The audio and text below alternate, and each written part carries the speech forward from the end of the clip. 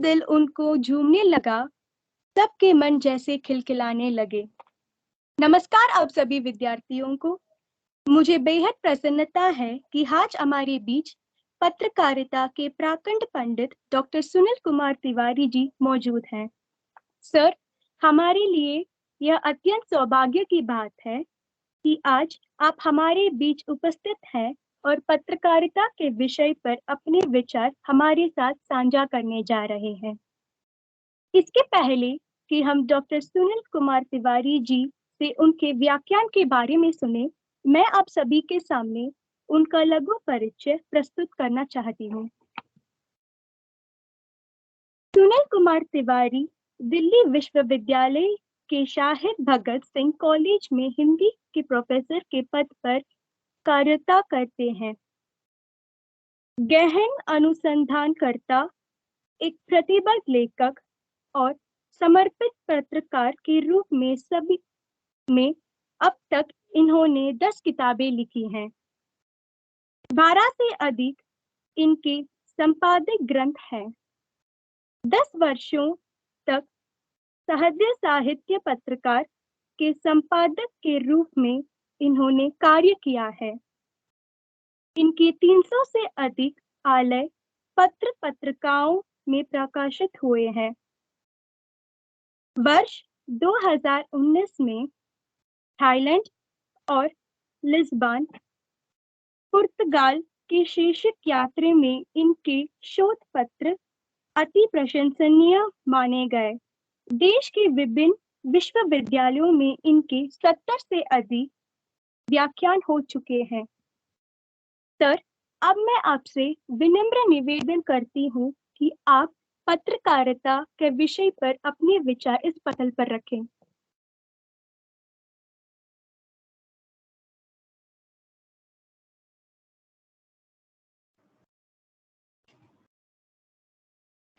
नमस्कार, मेरी आवाज आ रही है आप लोगों तक? जी सर, आ रही है, बिल्कुल। ये मेरे लिए सौभाग्य का विषय है कि आपके महाविद्यालय के 75वीं वर्षगांठ की शुरुआत हो रही है, जैसा मैंने देखा था माउंट कार्मल कॉलेज। और उस अवसर पर आप जो व्याख्यान माला का आयोजन आपने किया है, उसमें आपने विषय रखा है पत्रकारिता राष्ट्रहित में किस तरह से सशक्त माध्यम के रूप में अपनी उपस्थिति उसने दर्ज की है। दरअसल ये जो विषय है बड़ा महत्वपूर्ण है, क्योंकि यह आजादी का आपका जो कॉलेज का जो वर्षगांठ आप मना रहे हैं, इस आजादी का भी हमने वर्षगांठ मनाया है। और वो 75वीं वर्षगांठ जो है वो हमें प्रेरित करती है कि हम यह जांचें, कि हम आत्मचिंतन करें कि हम कौन थे, क्या हो गए और क्या होंगे अभी। एक लंबी, एक देश के लिए, एक संस्था के लिए 75 वर्ष का जो वयस है, जो उम्र है, वो कोई बहुत बड़ा नहीं होता। हमें अभी बहुत लंबी यात्रा करनी है। आपका कॉलेज जितना नामी है उसको और आगे ले जाना है। जितने आपके जो पूर्व छात्रों की एक पूरी चमकदार जो लिस्ट है, उस सूची में और अनगिनत तारे सितारे जोड़ने हैं। तो मुझे लगता है कि ऐसे ही हमारे देश को भी अपनी समृद्धि, अपनी ऊंचाइयों को छूना है और अतीत का अनुभव उसके लिए बड़ा प्रेरणाप्रद है। हमारी पत्रकारिता का अतीत बड़ा शानदार रहा है। हमारी जो पत्रकारिता है, भारतीय पत्रकारिता, उस पत्रकारिता के नींव में हम जब झांकते हैं, उस नींव को जब टटोलने की कोशिश करते हैं, कुरेदने की कोशिश करते हैं, तो हमें पता चलता है कि उस पत्रकारिता का मूल मंत्र जो है वो राष्ट्रभक्ति थी। और इस देश को आजाद कराने में पत्रकारिता का जो योगदान है वह स्वर्णाक्षरों में अंकित है। हम सबको पता है कि ये कोई भी ऐसा नेता, कोई भी उस समय का अग्रगामी कोई व्यक्तित्व ऐसा नहीं था जिसने कि पत्रकारिता को एक हथियार के रूप में प्रयोग में न लाया हो। पत्रकारिता ने दोहरा काम किया। एक तो देश की आजादी के लिए एक मूल मंत्र दिया और दूसरा देश को समाज सुधार के रास्ते पर लाने का भी काम किया। एक दोधारी तलवार की भांति हमने आजादी के पहले की पत्रकारिता को देखा। और जब मैंने कहा संक्षेप में, चूंकि समय की कमी है, तो नाम मैं नहीं गिना रहा हूं, बस आप लोगों से कह रहा हूं कि कोई एक नाम आप बता दें कि जिसने आजादी की लड़ाई में अगुआ, अग्रणी, अग्रगामी भूमिका निभाई हो और उसने पत्रकारिता न की हो। तभी तो अकबर इलाहाबादी ने कहा कि खींचो न कमानों को, न तलवार निकालो, जब तोप मुकाबिल हो तो अखबार निकालो।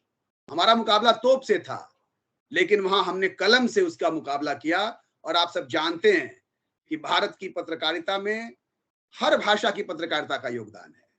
भारत की हर इलाके से लोगों ने कलम के द्वारा, तब जबकि साक्षरता का प्रतिशत कितना कम था, लेकिन अखबारों की अपील ऐसी थी। सबसे बड़ी बात यह थी कि उन अखबारों की इस पूरी अपील से अनपढ़ लोग भी जुड़े, गरीब भी जुड़े और बड़े-बड़े उद्योगपति भी सामने आए। और आप सब जानते हैं कि अखबार निकालने में जो काम पहले हस्तलिखित पत्रों का था, बाद में बड़े-बड़े घराने तो अब बन गए हैं, लेकिन उस समय उद्योगपतियों ने उन अखबारों को खुलकर सहयोग दिया। और अगर इन अखबारों में जान नहीं थी, तो आखिर क्यों ऐसे एक्ट लाकर इनकी आवाज दबाने की कोशिश की गई। और आप सबने एक नाम सुना होगा, 1907 में एक अखबार निकला, स्वराज, और उस अखबार के 8 संपादक हुए, 75 अंक उसके निकले। दिल्ली से अखबार निकलता था। उस अखबार का इतिहास बड़ा गौरवमयी है, वो उर्दू का अखबार था। उसके 8 में से 7 संपादक को काले पानी की सजा हुई। और उसकी पूरी जो, और उस अखबार का विज्ञापन ही यह लिखा जाता था कि जिसको फांसी का फंदा चढ़ना हो, हमें 2 रोटी, सूखी रोटी और पानी हम आपको दे पाएंगे। और उसके बावजूद वहां जो है वो, जब संपादक की वैकेंसी आती थी तो लोग लाइन लगा कर आते थे कि हमें आप संपादक बना दीजिए। और काले पानी की 7-7 लोगों को सजा मिली। 95-96 साल, पूरी सजा 98 साल के करीब हुई। 7 संपादक को 98, किसी को 8 साल, किसी को 10 साल, किसी को 15 साल। तो ये परंपरा हमारे यहाँ बलिदानी परंपरा रही है। और उस समय एक-एक संपादकीय पर जुर्माने लगाए जाते थे, पत्र अकाल काल कवलित हो जाते थे। और उस समय के संपादक पत्र को पुत्र से अधिक प्यार करते थे। जितना हमारे माँ बाप ने हमें प्यार किया है, उससे उनके बच्चों की तरह वो अखबार थे। एक ही व्यक्ति संपादक भी था, वही व्यक्ति जो है वो संवाददाता भी था, वही व्यक्ति अखबार बेचने वाला हॉकर भी था, वही व्यक्ति उन लोगों को, जो अखबार उनके कहने पर सेठ लोग खरीद लेते थे, लेकिन वो पढ़ना नहीं जानते थे या उनके पास समय नहीं था पढ़ने का, तो शाम में जाकर उनके घर में उन अखबार को बांचकर सुनाने वाला भी वही था। और उसके बावजूद जनता जब चंदा नहीं देती थी, तो प्रताप के संपादक ब्राह्मण के संपादक प्रताप नारायण मिश्र को यह लिखना पड़ा कि 8 मास बीते जजमान, अब तो करो दक्षिणादान। 8-8 महीने तक चंदा नहीं आया। चंदा मतलब हम लोग जो महीने में पैसा देते हैं, अखबार का सब्सक्रिप्शन जो देते हैं। उस समय पत्रकारिता जो है वो विज्ञापन पर आधारित पत्रकारिता नहीं थी। गांधी जी ने अपनी आत्मकथा में भी लिखा है कि शुरू में वो अखबार नहीं पढ़ते थे। और जब वो इंग्लैंड गए वकालत, वहां उनको जो है वकालत की शिक्षा के लिए, तो वहां दलपत राय ने उनको प्रेरित किया कि तुम अखबार पढ़ा करो। और तब उन्होंने अखबार पढ़ना शुरू किया। उन्होंने लेटर्स टू एडिटर लिखना शुरू किया। और धीरे धीरे उनको पत्रकारिता की ताकत समझ में आई। और फिर आप जानते हैं, दोहराने की जरूरत नहीं है कि दक्षिण भारत में जाकर भारतवंशियों के हितों के लिए उन्होंने अखबार निकाला। और भारत में आकर उन्होंने कितने सारे अखबार निकाले। और हमेशा यह कोशिश की कि अखबार में जो भी छापा जाए वो विचार के रूप में आए। विज्ञापन उन्होंने नहीं लिया। और बार बार कहा कि अखबार बंद हो जाएगा तो बंद हो जाए। कई सारे उनके अखबार बंद हुए। हरिजन का उर्दू संस्करण बंद हुआ, गुजराती संस्करण बंद हुआ, वो सारा इतिहास आप देख सकते हैं। लेकिन उसके बावजूद उन्होंने विज्ञापन नहीं लिया। तो पत्रकारिता का राष्ट्रहित में जो योगदान है अतीत में, वो स्वर्णाक्षरों में अंकित है, अंकित करने योग्य है, इसलिए अंकित है। और उसकी गाथा इतनी बड़ी है कि उसको हम विशाल विशाल ग्रंथों में नहीं समेट सकते। और एक एक, चाहे वो हिंदी का अखबार हो, चाहे वो कन्नड़ का अखबार हो, तेलुगु का अखबार हो। अभी 5-6 दिनों से मैं तमिलनाडु में ही था एक सेमिनार में, कल ही रात में मैं लौटा हूँ। और दक्षिण भारत में हर भाषा में, सुब्रमण्यम भारती का नाम आप सब जानते हैं, बड़े उड़िया के अखबारों के बड़े बड़े लोग वहां, आप पूर्वांचल में चले जाएं, अल्मोड़ा अखबार का नाम आपने जाना, हस्तलिखित पत्र निकाले जाते थे। और उस समय चाहे वो भगत सिंह हो या सब लोग जो बड़े बड़े नाम हैं, भगत सिंह ने लगभग 3-4 भाषाओं में लिखा और लगातार नाम बदल बदल के लिखा। नेहरू जी ने लिखा, सुभाष चंद्र बोस ने लिखा, अरविंदो घोष ने लिखा, कोई नाम आप, लाल बाल पाल, सब पत्रकार, वकील और पत्रकार, जो भी वकील, अधिकांशतः उसमें वकील थे, लेकिन सब पत्रकार थे। पत्रकार का अर्थ यह था कि वो नौकरी नहीं करते थे अखबार में, लेकिन सब लेख लिखते थे। सब लोग अपने विचारों को कहीं न कहीं साझा कर रहे थे। और बिना लिखे उनकी कलम कहीं ऐसी नहीं थी जो कहीं थमी थी। क्यों? क्योंकि वैचारिक रूप से लोगों को जगाने का काम अखबार ही कर सकता है। अब आपने देखा कि राष्ट्रहित में आज के दौर में जब मीडिया का इतना फैलाव हो गया है, पत्रकारिता मीडिया बन गया है। अब उसके बहुत सारे आयाम हैं, वो प्रिंट तक सीमित नहीं है। अब वो केवल जो है वो आप जानते हैं कि अब उसका एक प्रिंट के बाद वो इलेक्ट्रॉनिक मीडिया में प्रवेश, जब इलेक्ट्रॉनिक मीडिया की तरफ हम जाते हैं तो वहां भी रेडियो और टेलीविजन है। उसके बाद अब आज का जो दौर है वो दौर ऐसा है जिसमें कि आपकी पत्रकारिता जो है सच सही मायने में भूमंडलीकृत हो गई है, और आपके पास एक मोबाइल है और उस मोबाइल के द्वारा आप इंटरनेट की पत्रकारिता जिसको आप कहते हैं, हर व्यक्ति आज पत्रकार है। आज दुनिया का कोई ऐसा व्यक्ति नहीं है जो कि पत्रकार नहीं है। क्यों? क्योंकि आपको पत्रकार बनने के लिए किसी माध्यम के ऊपर अब अवलंबित आप नहीं है। सरस्वती पत्रिका, स्वनाम धन्य पत्रिका, जिसके संपादक महावीर प्रसाद द्विवेदी थे, निराला जैसे बड़े रचनाकार की रचना लौटा दिया उन्होंने, क्योंकि अपने उनके मानदंड थे। और उन्होंने कहा कि जो जिस तरह की कविता हम छापना चाहते हैं, आपकी कविता ये मुक्त छंद की कविता है। ये रबड़, उनके ऊपर आरोप था कि ये रबड़ की तरह जैसे आप उसको खींचते हैं इलास्टिक को, ये फैलने वाली, कहीं अंत हो रहा है 2 शब्दों में, कहीं 5 शब्दों में।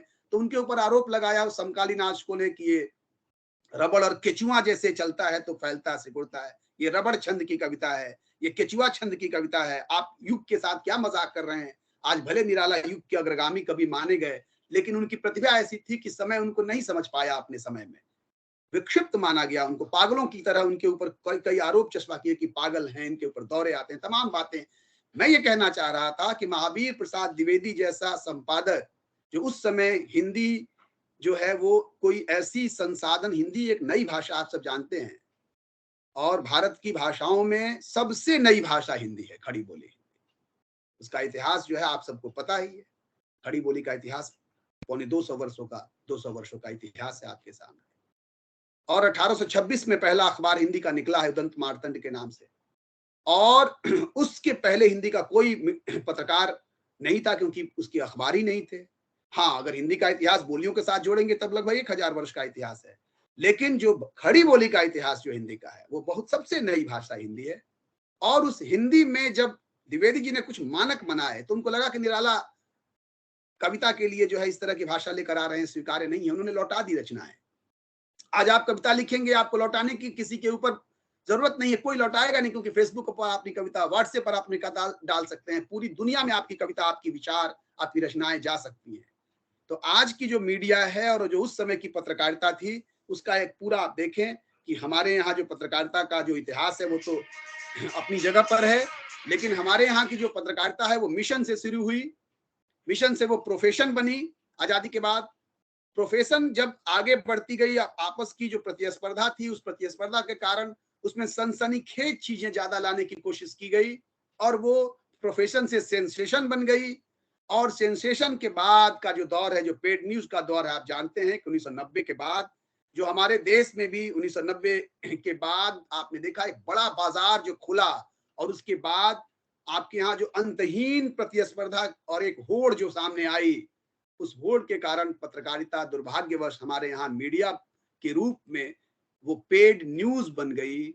और उसके बाद जो कोरोना के काल में आपने देखा कि वहां जो फेक न्यूज का मामला ऐसा था कि उस समय आपने देखा कि ये जो महामारी थी, उस पेंडेमिक को जो है वो इन्फोडेमिक नाम दिया गया, क्योंकि इंफॉर्मेशन की जो महामारी थी, ये महामारी तो अब 2-2 3-3 बूस्टर डोज के बाद हमने लगभग उसको एक डर और भय से बाहर निकल गए हैं। लेकिन जो फेक न्यूज का जो पूरा कारोबार है, वो पेड न्यूज से भी ज्यादा आज खतरनाक है, और पेंडेमिक से ज्यादा इन्फोडेमिक, यानी इंफॉर्मेशन की ऐसी दुश्वारियां, ऐसे दुष्प्रचार, इसमें क्या सही है और क्या गलत है, इस सारे भेद को पाट दिया। आप सबने एक नाम सुना है, नाजियों की नीति का आपने नाम सुना होगा, और हिटलर का एक प्रचार मंत्री उस समय, गोएबल्स थ्योरी भी कहा जाता है, उस थ्योरी का मूल मंत्र यह था कि एक झूठ को इतनी बार दोहरा दे कि वो सच में तब्दील हो जाए। आज पूरा का पूरा काम जो सोशल मीडिया पर चल रहा है, आपको पता ही नहीं कि कहाँ क्या अफवाह है और क्या सत्य है। ऐसे समय में हम सब अध्यापक जब बार बार अपने बच्चे के बाल मनोविज्ञान को देखकर, हम अपने छात्रों को जब कुछ पढ़ाते हैं, तो हम ये देखते हैं कि हमारा क्लासरूम जो है वो कितनी बातों को आत्मसात कर पा रहा है। आपकी आंखों से वो चीजें कम्युनिकेट होती हैं, और उसके आधार पर हम कभी आपको ऊंचाइयों की ओर ले जाते हैं, और कभी फिर हम अपने को नीचे उतार कर फिर आपसे संवाद करते हैं। और तब एक अध्यापक सफल, कोयल मैडम जैसे या आपके डिपार्टमेंट के और लोग हैं, जिस तरीके से लोकप्रियता यूं ही नहीं हासिल हो जाती, इसलिए क्योंकि आपसे पूरी तरह से वो जुड़ जाते हैं। तो तात्पर्य ये है कि हम, अगर आप कोई अखबार है कोई मीडिया है और वो मीडिया अगर अपने पाठक के मनोविज्ञान को नहीं समझता, अपने दर्शक मनोविज्ञान को नहीं समझता, अपने समाज और अपने राष्ट्र के नब्ज को अगर वो नहीं टटोलता और उस नब्ज की पहचान उसको नहीं है। कुछ अखबार तो ऐसे हैं आजकल जो केवल टटोलते तो हैं, लेकिन नब्ज के पहचानने की क्षमता उनमें नहीं है। फिर वो कहां से संचालित हो रहे हैं? वो बाजार से संचालित हो रहे हैं, और वो बाजार वैश्विक बाजार है, वो विज्ञापन का बाजार है। उसके लिए कोई पाठक दर्शक नहीं है, वो उपभोक्ता है। और एक अखबार तो जो दिल्ली से प्रकाशित होता है, टाइम्स ऑफ इंडिया, उसने बजाबते लिखना शुरू कर दिया था मेड इन इंडिया, एक वस्तु के रूप में अपने को रख रहा था, विचार के रूप में नहीं। और यहां तक कि उसके मालिक ने यह इंटरव्यू दिया तो यह कहा कि मेरे लिए अखबार निकालना और कोई जूता या साबुन बनाना दोनों बराबर है। लगभग 250 कंपनियों से उसने लिखित अलिखित समझौते किए कि आप हमें विज्ञापन दीजिए, आपकी कंपनी के खिलाफ या आपकी कंपनी के अहित में कुछ चीज अगर जाती होगी तो हम उसको नहीं छापेंगे। अभी सुप्रीम कोर्ट का एक डिसीजन साहब, उन्होंने लगातार, आप देखिए कि मीडिया के ऊपर बहुत सारी बातें उन्होंने कही हैं अपने कुछ कुछ दिनों में, अलग अलग संदर्भों में। उन्होंने यह भी कहा कि एक अखबार या मीडिया हाउस जो है वो अपना काम करे तो केवल एक काम करे। दिक्कत यह है कि एक अखबार के पास सैकड़ों काम है। जैसे उदाहरण दूं आपको, मेरे साथ जब मैं पत्रकारिता कर रहा था, पढ़ाई कर रहा था पत्रकारिता की, 95 में पास एडमिशन लिया, 96 97 में मैं पास आउट हुआ। और उसके बाद मेरे साथ के और लोग पत्रकारिता में अलग अलग संस्थानों में दिल्ली में काम करने लगे। उसमें से एक मेरा दोस्त था, वो हिंदुस्तान अखबार में, जो बिरला जी का अखबार है, उसमें उसको नौकरी मिली। उसने एक चीनी मिल में किसानों को जो गन्ने का भुगतान नहीं हुआ था, उस पर उसने बड़ी अच्छी स्टोरी की, मेरठ, गाजियाबाद और उसके आगे जाकर उसने बहुत मेहनत करके स्टोरी की। उसको लगा कि मेरी खबर जो है अब तो बाईलाइन छपेगी। बाईलाइन का मतलब होता है कि आपकी खबर में आपका नाम आता हो। हर पत्रकार को ऐसे सप्ताह में 1-2 मौके मिल जाते हैं रिपोर्टर्स को, तो बड़ा उसको अच्छा लगता है कि मेरा नाम हो रहा है। नहीं तो फिर संवाददाता, निज संवाददाता, विशेष संवाददाता, यही लिखा रहता है। पाठक नहीं जानता कि उसके पीछे, क्योंकि टेलीविजन जब जब इंटरव्यू में हम लोग कभी जाते हैं तो सारे बच्चे कहते हैं कि हम एंकर बनना चाहते हैं, क्योंकि सब मीडिया में सीधे आएंगे, टेलीविजन के पर्दे पर आपकी एक पहचान बनेगी। लेकिन जो लोग खास करके काम कर रहे हैं एजेंसियों में, उनका तो कभी नाम नहीं आता। जो भाषा में, जो पीटीआई में, जो तमाम एजेंसियों में 24 आवर्स 3 शिफ्ट में काम करते हैं, उनका काम यह है कि खबरों को कलेक्ट करना, सुसंपादित करना। और पहले वो टेलीप्रिंटर के माध्यम से जाता था, मेल के थ्रू, इंटरनेट के थ्रू जाता है। उसकी एक तरह से वो थोक मंडी है, और अखबार और दफ्तरों में, रेडियो में, टेलीविजन को और तमाम देश और दुनिया में वो खबरों को अबाधित भेजते रहते हैं। उन पत्रकारों को कोई नहीं जानता, क्योंकि उनको तो कभी बाईलाइन नसीब ही नहीं होना है। वो तो थोक व्यापारी हैं, उनका माल अखबार वाले लेते हैं और उसको कभी उस एजेंसी के नाम के साथ या कभी एजेंसी और अपना नाम जोड़कर जो है वो छाप देते हैं। तो उस जो अपने मित्र की मैं कहानी आपको सुना रहा था, जब उसने मायूस हो लिया, 2-4-5 दिन प्रतीक्षा उसने कर ली और उसकी खबर नहीं छपी, तो उसको लगा कि इतनी महत्वपूर्ण खोजी खबर छपी क्यों नहीं। तो उसने अपने से सीनियर से पूछा, तो वो केवल मुस्कुराकर रह गए। उसको फिर लगा ये क्या रहस्य है, क्यों खबर नहीं छप रही है। फिर उसने और अपने साथियों से तहकीकात की, बातचीत की, तो बाद में पता चला कि तुम अभी नए हो, तुम्हें पता नहीं है कि बिरला जी का काम केवल अखबार निकालना नहीं है। उनकी कई चीनी मिल हैं, और चीनी मिल में गन्ना किसानों का भुगतान नहीं हुआ, यह खबर हिंदुस्तान क्यों छापेगा, जिसके खुद अपने दूसरे कारोबार है, उसी के खिलाफ तुम लिख रहे हो। तो तात्पर्य यह है कि शायद वो बात आपको समझ में आ गई होगी कि अगर मान लीजिए मैं भी अगर जो है वो एक, आपने लिखा कि जो फेयर एंड लवली था वो अब ग्लो एंड लवली नाम से है।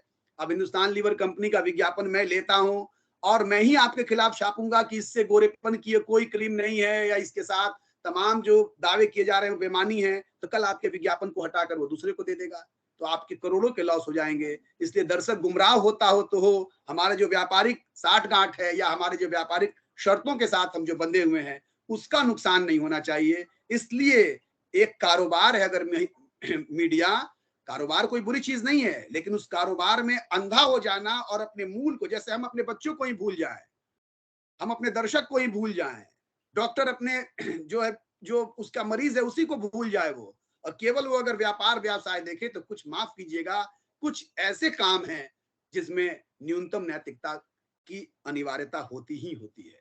वहां पैसे के बिना काम, मुझे आप पैसा नहीं देंगे तो मैं कितने दिन तक पढ़ा पाऊंगा। आप घास नहीं खिलाएंगे तो गाय कितने दिन तक दूध देगी। लेकिन केवल और केवल हम पैसे के लिए यहाँ जुड़े हुए नहीं हैं। इसीलिए जब ये कहा गया कि यह प्रेस जो है वो एक तरह से इतनी बिक चुकी है, यद्यपि कि वो शब्द अच्छा नहीं था, लेकिन उसके बावजूद मिलाकर कहा गया कि नहीं, जिस तरह से आप देखते हैं कि ये बाजारूपन इस हद तक हो गया है कि ये काम जो है वो प्रेष्या शब्द उसके लिए कहा गया।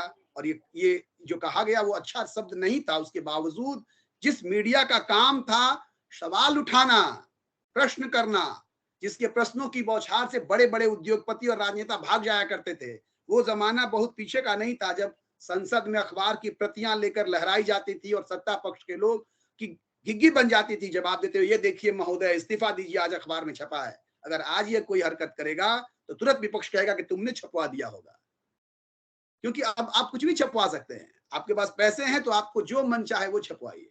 बहुत पहले की बात नहीं है, अभी पिछले बादल सरकार जो थी उसमें होता क्या था, उनका अपना चैनल है, आप सब जानते हैं दक्षिण भारत में भी बड़े बड़े राजनीतिज्ञों के पास अपने चैनल हैं।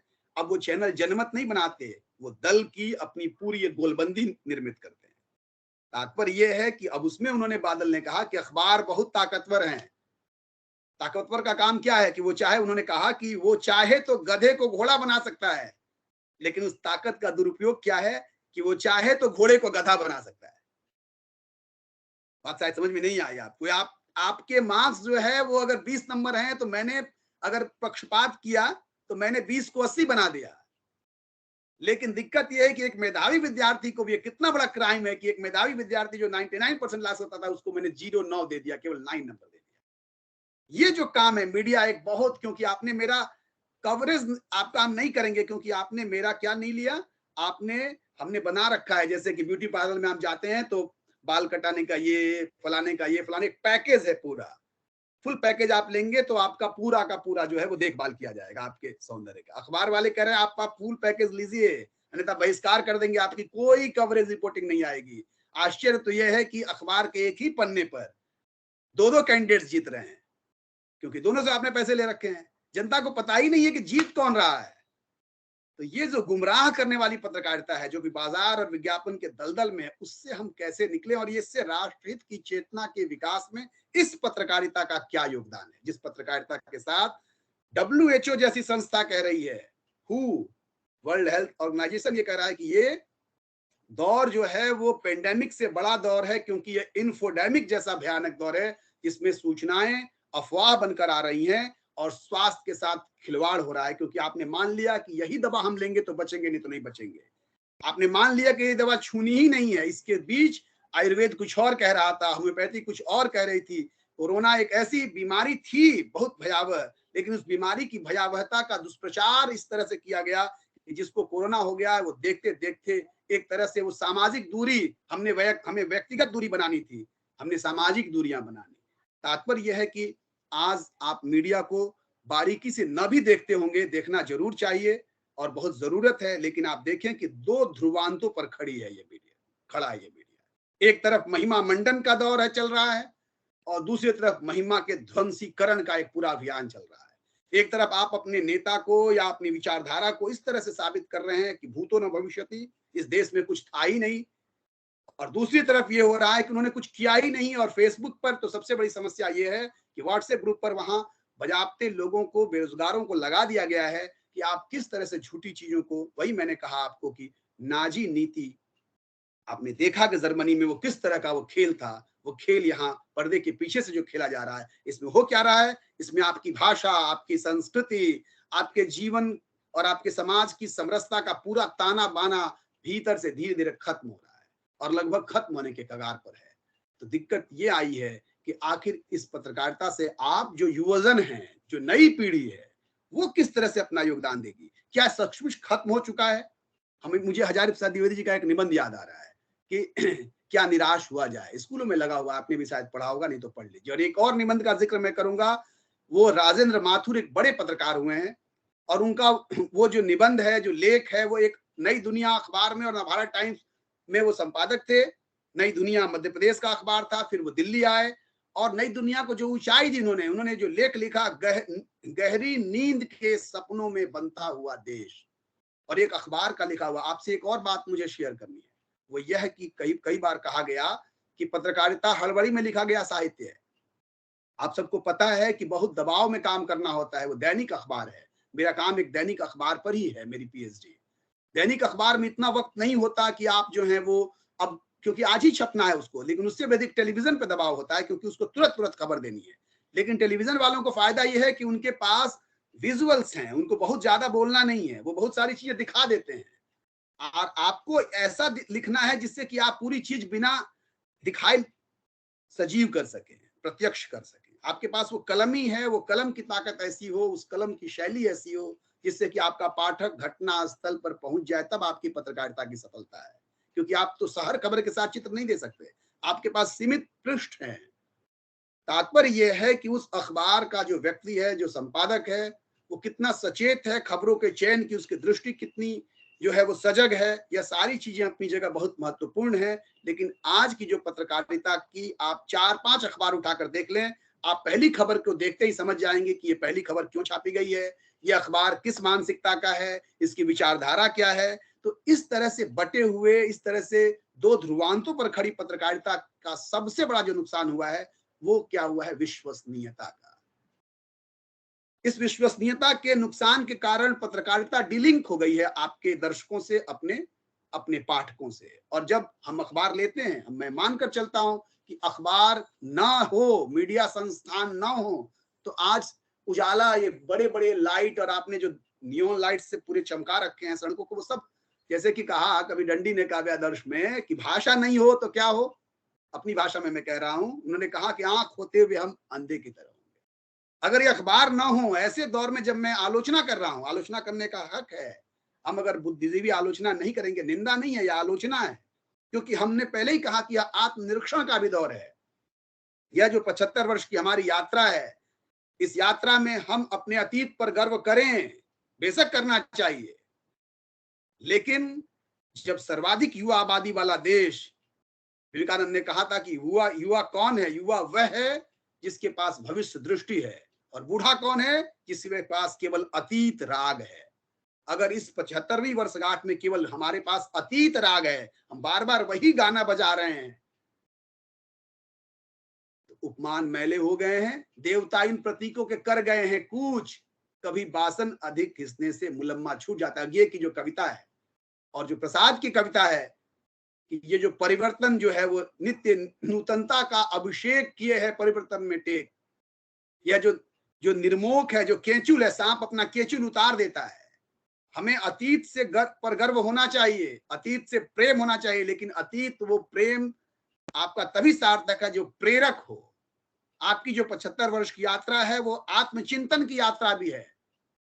यह केवल आत्मश्लाघा का केवल एक माध्यम न बन जाए, केवल आत्मविज्ञापन का केवल माध्यम न बन जाए। क्योंकि हमारे साथ एक खतरा है कि हम सब एक सेल्फी के जमाने में जी रहे हैं, जिसमें कि आत्म विज्ञापन का ये ऐसा दौर है जिसमें आत्म प्रवंचना हमारे ऊपर हावी हो जाती है। हम अपने से ही अपने को, सबसे खतरनाक दौर होता है जब हम अपने से अपने को धोखा देने लगते हैं। हम शीशे में, क्योंकि कहा गया कि साहित्य समाज का दर्पण है, तो क्या सचमुच में मीडिया समाज का दर्पण है, टेलीविजन समाज का दर्पण है? हम उस अपने समाज के को देख सकते हैं उस आईने में? और गालिब ने कहा कि आप जिस शीशे को धूल हटा रहे हो, दोष किसका है? धूल चेहरे पे थी और हम आईना साफ करते रह गए। तात्पर्य यह है कि जो टेलीविजन आपको दिखा रहा है, जो खबरें दिखाई जा रही है, आपको पढ़ाई जा रही हैं, वो खबरें क्या भारत की खबरें हैं? क्योंकि लगभग 130 करोड़ की आबादी वाले इस देश में आप देखें कि इस महादेश कहें, इसमें जो उसका एक महाभाग है वो मीडिया के कवरेज से बाहर है। वो कौन है? वो गरीब है, मजलूम है, जो रोज काम करने वाला दैनिक मजदूर है, स्त्रियां हैं जो घर के कामों में ही नहीं इस पूरे राष्ट्र के निर्माण में लगी हुई हैं। दिक्कत तो यह है कि सबकी खबर लेने वाले इस मीडिया हाउस को यही नहीं पता है कि उसके ही संस्थान में जो मीडिया कर्मी महिलाएं हैं उनका वेतन कम है। वो बराबर का काम कर रही हैं और उनका वेतन कम है। ऐसा क्यों? आप जब खबरों को छापते हैं और हिंसा की खबरें छापते हैं, आप जब आप छेड़छाड़ की खबरें छापते हैं, तो फिर आपकी भाषा में जो अराजकता ही नहीं है, आपकी भाषा इस तरह की हो जाती है जिससे लगता है कि आप खबरों का महिमा मंडन तो नहीं कर रहे हैं, आप कहीं जुगुप्सा तो नहीं जगा रहे हैं पाठकों की उस जुगुप्सा को जगाने की जो आपकी निर्भीकता, आपकी स्पर्शवादिता, जब चापलूसी का, जैसे आप सब कभी क्लास में बैठकर जब चिलगम मुंह में लेकर उसका चरवण करते हैं, चबाते हैं, तो हम अध्यापक रोकते हैं आपको। हमारे यहाँ खास करके, पता नहीं आपके यहाँ शायद ये ना हो, लेकिन हमारे यहाँ बच्चे कई बार ऐसा करते हैं क्लास में जो है वो। तो अब ये जो मीडिया हाउस हैं वो अगर चापलूसी का चिलगम चरवण कर रहे हैं लगातार, इसलिए क्योंकि उनको कुछ और फायदा मीडिया हाउस को और भी कामों में है। मुझे कोयले का एक काम मिल जाएगा, हमें ज्यादा सरकारी विज्ञापन मिल जाएंगे डीएवीपी के द्वारा, हमारे 2-4-10 काम हो जाएंगे। राडिया प्रकरण से आपने देख लिया कि मीडिया का काम अखबार चलाने से ज्यादा जरूरी हो गया है कि किस तरह से हम आपको जो है वो ठेके दिलवा दें। किस तरह से मंत्री बनाने का काम मीडिया कर रही थी कि आप ये मंत्री संचार मंत्री बन जाए, वो नहीं, ये बनेंगे प्रधानमंत्री का काम, मंत्रिमंडल में अपने नेताओं को जो है जिम्मेदारी देनी होती है विभाग, वो काम दूसरा नहीं कर सकता, लेकिन ये काम मीडिया हाउस के लोग कर रहे हैं। तो मीडिया ने क्या किया है? मीडिया ने अपना भरोसा खो दिया है। मीडिया ने क्या किया है? मीडिया ने कई सारी अपने रंगीन पृष्ठों की संख्या बढ़ा दी है, विज्ञापनों की संख्या बढ़ गई है, बहुत चिकने ग्लेज्ड पेपर हो गए हैं, लेकिन सच मायने मीडिया ने अपनी चमक खो दी है। मैंने आपसे कहा कि जो आज किसी को साहस नहीं है कि वो अखबार लहराकर ये कह दे कि आपकी खबर छपी है, क्योंकि आप उस पर भरोसा ही नहीं करेंगे, क्योंकि मैनिपुलेशन जो है वो इतना हावी है। ये पेड न्यूज और फेक न्यूज का ऐसा दबदबा है जिसमें कि आप मीडिया के ऊपर भरोसा नहीं कर सकते हैं। तो इसलिए आज अखबार समाज का दर्पण नहीं है, यद्यपि कि पहले अखबार समाज का दर्पण भी होता था और प्रिज्म भी होता था। उसके और जो पृष्ठ थे वो दर्पण थे, जिसमें कि आप स्थानीय खबरों को, राष्ट्रीय खबरों को, वैश्विक खबरों को देखते थे। और उस अखबार के पास एक पन्ना संपादकीय का पन्ना है। हमारा सौभाग्य है कि वो संपादकीय का पन्ना अभी बचा हुआ है। हमारा सौभाग्य है। आप सब बच्चों से मैं बार बार विनती करूंगा, अनुरोध नहीं विनती, आप अखबार जरूर पढ़ें। आपकी प्रार्थना छूट जाए, आपकी नमाज छूट जाए, कोई गिला नहीं। जीवन है तो फिर हम नमाज पढ़ लेंगे, फिर प्रार्थना और गीत गुनगुना लेंगे, लेकिन रोज आप अखबार पढ़ें, और अखबार पढ़ें तो उसको आप उस धर्म ग्रंथ की तरह पढ़ें, उसके संपादकीय पृष्ठ को जरूर पढ़ें। बार बार है कि टेलीविजन न भी देखेंगे तो काम चल जाएगा, क्योंकि टेलीविजन के पास विचार नहीं है, वो बुद्धू बक्सा है। लेकिन अखबार के पास एक पृष्ठ है जिसमें संपादकीय तो छोटे हो गए हैं। आज ही मैं दैनिक भास्कर के संपादकीय की लाइनों को गिन रहा था, केवल एक संपादकीय छपा है उसमें, बड़ा अखबार है, और केवल 16 पंक्तियां हैं। हर पंक्ति में 12 से 15 शब्द हैं। आप गिनती कर लीजिए कि लगभग 170 से 175 शब्दों में अपने संपादकीय को निपटा दे रहे हैं।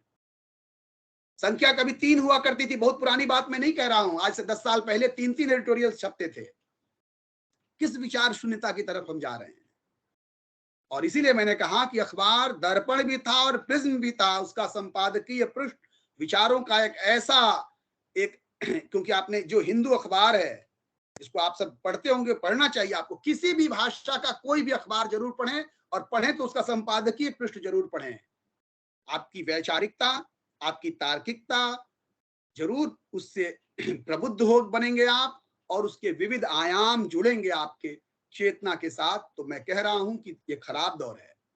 केवल अखबारों का ही पतन नहीं हुआ है, हर तरफ पतन का एक दौर है, लेकिन उसके बीच आप सब, क्योंकि यह देश सर्वाधिक युवा आबादी का देश है, तो 25 वर्षों के बाद यह सर्वाधिक वृद्धों की आबादी का देश होगा।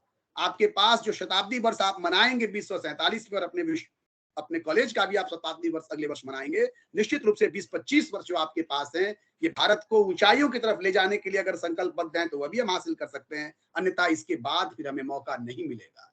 तो मैं ये कह रहा था कि राष्ट्र के हित चिंतन में रास्ता जो बनता है वो यह है कि आप fashion, food, crime, triple C का जो मामला था, फैशन, फिल्म, और उसके तरफ क्राइम और करप्शन, और इसकी खबरें लगातार आप देखेंगे कि नहीं तो करप्शन की खबरें हैं या क्राइम की खबरें हैं, है ना, या फिर फैशन की खबरें हैं, या फूड की हैं, या फिल्म की हैं, या किसान वहां से गायब है, मजदूर वहां से गायब है ना। और अगर आप खबरें जिसको रघुवीर साय ने कभी उठाया कि ठंड में 10 मरे, और हर बार ये 10 मरे कौन मरे, जहां की आपने व्यक्ति भी लिखना मुनासिब नहीं समझा। इस दौर में आप चलेंगे, आपने मान लिया, आपकी संवेदनाएं इतनी कुंद हो गई हैं कि आपने मान लिया कि लोग समझ जाएंगे कि कौन मरा। तो रघुवीर साय जो बड़े कवि थे, और एक बड़े पत्रकार भी थे। उस समय पत्रकारिता और साहित्य का अलगाव इस तरह का नहीं था। तात्पर्य यह है कि यह साहित्य क्यों जरूरी है, इसलिए क्योंकि वो पत्रकारिता बिना संवेदना के होगी तो फिर कौन मरा उससे आपका कोई सरोकार नहीं होगा, चीजें आंकड़ों में आकर केवल सिमट जाएंगी। तो यह जो सरोकार है वो बड़ा जरूरी है। उसी सरोकार से विश्वसनीयता निर्मित होती है। अगर आप केवल और केवल बस उपभोक्तावादी समाज मानकर केवल ऐसी चीजों का अंबार, उसी का विज्ञापन करेंगे कि एक मोबाइल लॉन्च हुआ है उसके लिए लाइन लगी हुई है, यह खबर है, आप यह छाप रहे हैं कि फलाने कार की कीमत बढ़ जाएगी, लेकिन आप यह नहीं छाप रहे हैं कि यूरिया खाद का दाम बढ़ जाएगा। आप यह नहीं छाप रहे हैं कि जो है वो दाल के दाम बढ़ जाएंगे। कि आप एक आम आदमी से आपका कोई लेना देना नहीं है, क्योंकि विज्ञापन वो नहीं देता। आप देखेंगे कि भारतीय भाषाओं के अखबारों में बड़े बड़े कारों के विज्ञापन नहीं छपते, क्योंकि वो मानकर चल रहे हैं कि ये जो अंग्रेजी का जो अखबार पढ़ने वाला आदमी है वो ज्यादा सैलरी पाता है, उसके पास पेइंग कैपेसिटी है, इसलिए वह विज्ञापन जो कि महंगा विज्ञापन है, इसलिए कम बिककर भी अंग्रेजी का अखबार आपको ज्यादा पे करते हैं। और भारतीय भाषाओं के, हिंदी सहित भारतीय भाषाओं के अखबार में अगर आपका आर्टिकल छपता है तो वहां कम पेमेंट होता है। लेकिन दुर्भाग्य यह है कि भाषा के मामले में अंग्रेजी के अखबारों ने एक सुपारी ले रखी है, और वह सुपारी अब धीरे धीरे अब हिंदी और भारतीय भाषाओं के पास भी चली गई है कि अपनी भाषा को हम किस तरह से इंग्लिश बना दे, हिंदी को किस तरह से उसमें मिक्स कर दें। धीरे धीरे करके आपकी भाषाएं मरती जाएं, और वो मर जाएंगी तो क्या होगा कि धीरे धीरे आपकी संस्कृति से भी आप घृणा करने लगेंगे, धीरे धीरे आपके मुहावरे खत्म हो जाएंगे, धीरे धीरे आपकी संवेदनाएं इतनी कुंद हो जाएंगी कि आपको अपनी आसपास की घटनाओं से कोई सरोकार ही नहीं रहेगा। और ये एक समाज के लिए सबसे बड़ा खतरा होता है कि आप अपने आसपास की चीजों से आप अपने को इतना असंपृक्त कर लेते हैं कि आपके ऊपर कोई असर ही नहीं है। तात्पर्य यह है कि यह काम बहुत छुपाकर और धीरे धीरे हो रहा है। और इसके तो द रेज क्वेश्चन की बात थी, जिसमें कविता मैंने शायद पहले भी कोट की थी, सुदामा पांडे की नहीं, वो गोरख पांडे की शायद कविता है, आप चेक कर लेंगे। और वो कविता यह है कि राजा ने बोला कि रात है, रानी ने बोला कि रात है, और उनके जो दरबारी थे उन्होंने भी बोला कि रात है। ये सुबह सुबह की बात है, ये जो चापलूसी है, यह सुबह सुबह की बात है कि सबने, राजा ने बोल दिया रात है तो सबने एक धुन में कहा कि रात है। दुर्भाग्य यह है कि हमारे देश के महामहिम, तो मैं राष्ट्रपति के लिए अब संबोधित होता है, लेकिन जो शीर्ष पद पर राष्ट्रपति शब्द भी एक पत्रकार का दिया हुआ है, पराड़कर जी ने यह शब्द दिया, नेहरू जी को यह शब्द पसंद आया। बहुत सारे नाम सुझाए जा रहे थे, लगभग पराड़कर जी ने, जो आज के संपादक थे, उन्होंने 200 शब्द दिए हैं। ये संसद, ये जो विधायक शब्द है, यह जो राष्ट्रपति शब्द है, यह सारे शब्द, आज ये कुछ दिन पहले फिर अखबार में ही यह क्वेश्चन आया कि अपने राष्ट्रपति को हम क्या कहें, क्योंकि वो तो पति उनके साथ कैसे लिखा जाए। पहले भी जब प्रतिभा देवी सिंह पाटिल थी तब भी यह शब्द आया, तो कहा कि नहीं, ये पद जो है वो लिंग से संबंधित, ये पद जो है वो संबंधित नहीं है, ये तो राष्ट्र का प्रमुख पद है। लेकिन मैं ये कहना चाह रहा था कि जो काम अखबार का था, मीडिया का है, टू रेज द क्वेश्चन, आज उसी के ऊपर प्रश्नों की बौछार है कि आखिर आप क्या कर रहे हैं, आप कहां फंसे हैं, आपका जो काम था वो काम आपने क्यों छोड़ दिया। और हमारे जो सर्वोच्च पद पर विराजमान प्रधानमंत्री जी हैं, उनके इंटरव्यूज को आप देख लीजिए, आज तक उन्होंने ओपन कभी प्रेस कॉन्फ्रेंस नहीं किया। वो सारे जो प्रश्न कभी उत्तर में आते भी हैं, वो मन की बात जरूर आप सुनते हैं, लेकिन पहले वो प्री रिकॉर्डेड कार्यक्रम है, आप सबको जानना चाहिए विद्यार्थियों। वो कार्यक्रम डायरेक्ट लगता आपको है, भ्रम है कि वो लाइव कार्यक्रम आ रहा है, वो लाइव कार्यक्रम नहीं है। और इसी तरह से जितने उनके इंटरव्यू हैं अभी तक, वो सारे, आप सीधा जो सवाल का मामला है वो खत्म हो गया इस देश से शायद उसका। और ये जब तक आप उसको वापस नहीं करेंगे, फिर आपको क्या करना है। मैंने कहा आप सब पत्रकार हैं, हम सब पत्रकार हैं, आपको उन प्रश्नों से भागना नहीं है, उन प्रश्नों को उठाना है, प्रतीक्षा नहीं करनी है। मैंने कहा बहुत कम वक्त बचा हुआ है, आप जितने ज्वलंत प्रश्न हैं उन प्रश्नों को आप रोज ट्वीट करें, आप रोज ब्लॉग लिखें, आप अखबार पढ़ें। ये पूरे जो प्रश्नों की खदबदाती जो श्रृंखला आपके भीतर है, उससे कभी भी आप जिस जगह हैं वही कभी प्रश्न उठाने की सजा गौरी लंकेश को भुगतना पड़ा। लोग बहुत सारे दो पक्ष हैं, कुछ लोग उनके ऊपर कई आरोप लगाते हैं, लेकिन दिक्कत यह है कि विचारों में अगर जान नहीं होती, कलम में जान नहीं होती, तो फिर हत्या क्यों होती।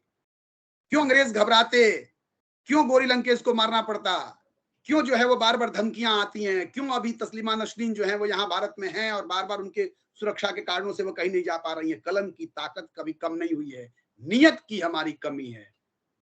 क्योंकि अकबर इलाहाबादी ने एक और शेर बड़ा अच्छा कहा, तालीम का शोर इतना, तहजीब का गुल इतना, बरकत जो नहीं होती नियत की खराबी है।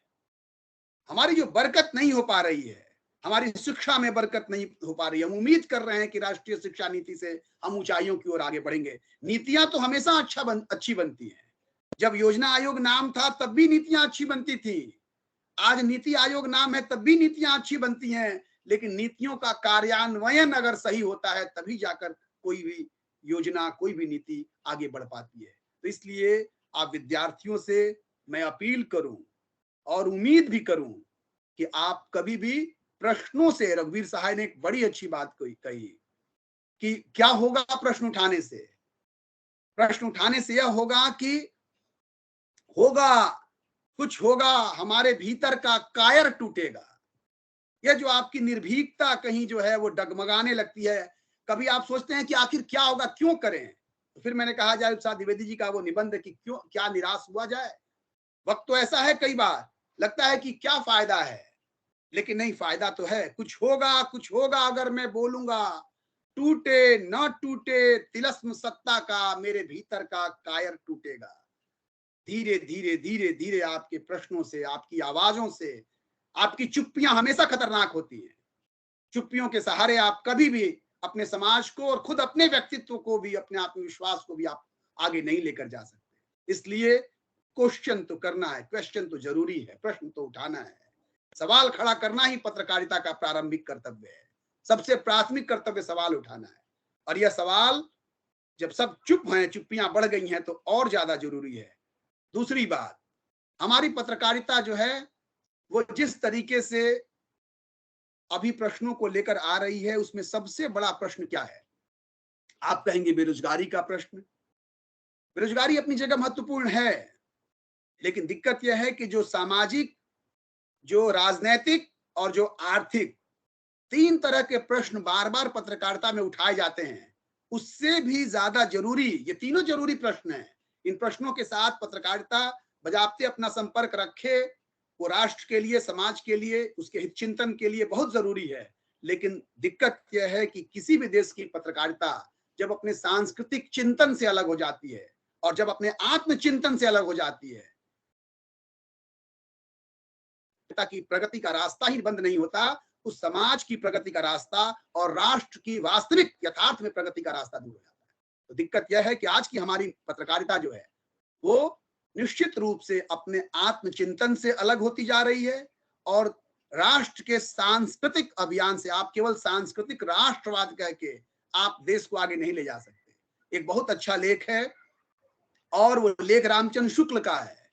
रामचंद्र शुक्ल ने जो लोभ और प्रीति नामक निबंध लिखा है, उस निबंध में नीचे आप जाइएगा, जब आखिरी हिस्से से थोड़ा पहले, तो उसमें देश प्रेम के बारे में उन्होंने लिखा है। और वह भी लिखा है, उसको मैं अपनी भाषा में आपसे कह रहा हूं, आप पढ़ लीजिएगा उसको, कि देश प्रेम का मतलब क्या है। और एक बड़ी सुक्ति उन्होंने रखी है कि परिचय के बदले क्या प्रेम हो सकता है।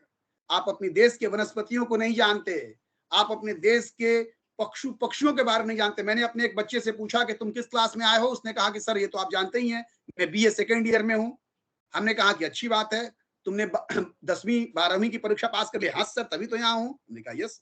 हमने कहा कि 10 साल तुमने वहां पढ़ाई की, 2-3 साल और उसके पहले वो प्री नर्सरी और ये सब किया, 12-13 साल उधर, फिर 2 साल में तुमने जो है वो 12वीं करके और लगभग 17-18 साल के बाद तुम यहाँ आए हो। अब आप तुम 75वें वर्षगांठ में हम है ना, तो हाँ अमृत महोत्सव मना रहे हैं, बहुत अच्छी बात है। हमने कहा इस देश को आजाद किसने किया? अंग्रेजों ने। तो कहा नहीं सर, अंग्रेजों ने तो गुलाम बनाया था, अंग्रेजों से गुलामी हमारे क्रांतिवीरों ने ली। मेरे कॉलेज का नाम तो शहीद भगत सिंह कॉलेज है। सर भगत सिंह ने देश को आजाद कराया। मैं बहुत अच्छा। हमने कहा अकेले कराया और भी लोग थे? कहा नहीं सर, बहुत लोग थे, गांधी जी थे और थे लोग थे। हमने कहा बहुत अच्छी बात है। हमने कहा एक बात करो, तुमने 17 साल 18 साल पढ़ाई कर ली, 17 नाम मुझे बता दो देश के क्रांतिकारियों का। सच मानिए, आप सबको मैं नहीं कह रहा हूं, लेकिन 7 नाम सर्वाधिक बताने वाला विद्यार्थी था जो सबसे अच्छा क्लास में था। केवल 7 क्रांतिकारियों का नाम बताया। यह जो समस्या है कि आप अपने देश को कितना जानते हैं। आप 5 सिंगर का नाम बता देंगे जिनको मैं नहीं जानता, दक्षिण कोरिया के 5 ऐसे लोगों को बता देंगे जिनके बड़े बड़े जो है वो अभियानों में आप लगातार उनके गानों में और उनके ये पर आप झूमते थिरकते होंगे। अच्छी बात है, वैश्विक होना कोई बुरी बात नहीं है, लेकिन वैश्विक होने के साथ अपनी स्थानीयता से पूरी तरह से कट जाना और उससे कहीं कटने का मतलब होता है धीरे धीरे घृणा करते जाना। ये अभियान जो चल रहा है उसमें आपकी पत्रकारिता आपकी धारा के विरुद्ध तैरी है। पत्रकारिता जब भारत आजाद हुआ है तो उस समय पत्रकारिता के लिए कोई रास्ता नहीं था। मैंने जिक्र कर दिया, फिर नहीं दोहरा रहा हूं। सारा काम एक व्यक्ति करता था। वही वो है ना, पीर बावर्ची और भिस्ती, सारा काम पानी भरने से लेके, बनाने से लेके, मसाला कूटने से लेकर और दाल छौंकने तक का, परोसने तक का, फिर बर्तन धोने तक का सारा काम अगर एक व्यक्ति करे, वो काम पत्रकारिता ने किया है। धारा के विरुद्ध तय कर अपने रास्ते को बनाया है। अंग्रेजों ने उसके ऊपर जेल, जुर्माने, जब्ती के सारे कानून लगा रखे थे, तब भी वो पत्रकारिता बड़े बड़े लोगों को थर्रा देती थी। आप सब जानते हैं जेम्स ऑगस्ट हिक्की गजर जो पहला अखबार है भारत का, उसने वायसराय के साथ अपनी लड़ाई मोड़ ली और पहला संपादक है जो दंडित हुआ, सच कहने की सजा मिली है, वो भारतीय पत्रकार नहीं, भारत का व्यक्ति नहीं था। वो भारत भूमि पर आकर उसने वायसराय के खिलाफ लिखना शुरू किया और ईस्ट इंडिया कंपनी की जातियों पर और उनके कालाबाजारी को लिखना शुरू किया और इसलिए वो व्यक्ति शासन का कोप भाजन बना। सच कहने की सजा मिलती तो है, लेकिन अगर 75 वर्ष गांठ पर आप 75 नाम भले ना बता पाए, लेकिन अगर 7 तक आते आते दम फूलने लगे, अगर आप अपने देश की भाषाओं को नहीं जानते, त्रिभाषा फार्मूला किताबों में पहले भी था, नीतियों में पहले भी था। मैडम यहाँ बैठी हुई है, 4-5 भाषाओं में पूरी तरह से पारंगत है, पूरी तरह से अनुवादिका है। अनुवाद पर बड़ा जोर दिया गया है इस राष्ट्रीय शिक्षा नीति में। दुर्भाग्य क्या है अनुवाद का? एक कर्नाटक की खबर जब दिल्ली पहुंचती है तो इसके पहले कोई व्यक्ति हिंदी में उसको अगर लेकर आए तो सीधा लाने वाला नहीं है। क्या इस देश की भाषाओं के साथ इस तरह से अपरिचय का विंध्याचल आना चाहिए था? क्या वो पत्रकारिता अपने तथ्यों में सटीक आ पाती है जो दिल्ली आते आते?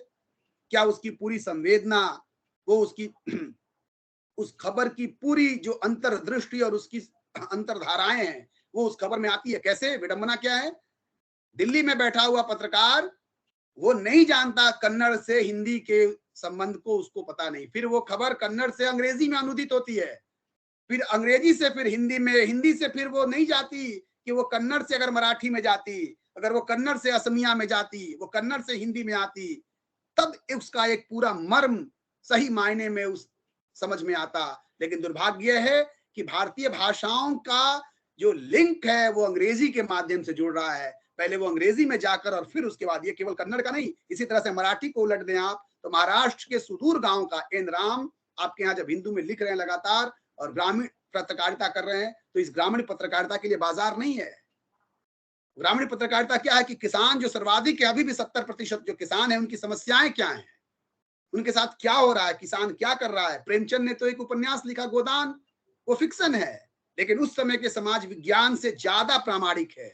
उस समय की पत्रकारिता में जो किसानों की चीज घटनाएं आ रही थी उससे ज्यादा प्रामाणिक एक उपन्यास है जो गल्प है, जो कल्पना से ज्यादा। हो सकता है उस नाम का कोई गांव ना हो, होरी नाम का कोई किसान ही ना हो, या आपके यहाँ आप संस्कार उपन्यास पढ़े हिंदी में, इस बार हमारे यहाँ कोर्स में लगा हुआ, हमने पढ़ाया, उस नाम का हो सकता है। क्या उस समाज को वहां से आगे ले जा पाए हैं? अब उसमें आप देखें उस समय कोरोना के उस समय वहां जो प्लेग है और कैसे चूहे, एक ग्रामीण व्यक्ति को पता है कि ये सारे जो काम हो रहे हैं, पंडित को नहीं पता वहां के जो वेद पाठी है कि ये जो चूहे मर रहे हैं इससे हो सकता है, लेकिन एक ग्रामीण महिला को पता है कि ऐसा हो रहा है, तो क्या वो उसका संकेत तो नहीं है?